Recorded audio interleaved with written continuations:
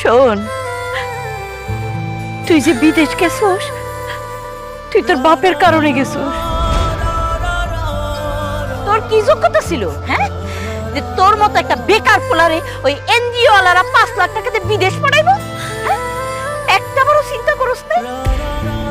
শোন, তোরা মুখের উপর যখন তখন বাপ মারে যা খুশি তাই কইতে পারো, কিন্তু বাপ মা বুঝে তার একটা সন্তানের দুঃখ। একটা সন্তান যদি দুর্বল হয়, তার প্রতি যে বাপ মা কতটা দুর্বল হয় সেটা তোরা এখন বুঝবি। আরেকটা কথা তোরা দুইজনই শুইনা রাখ, বাপ মার দোয়া না থাকলে কোনো সন্তানই কোনোদিন বড় হইতে পারে না।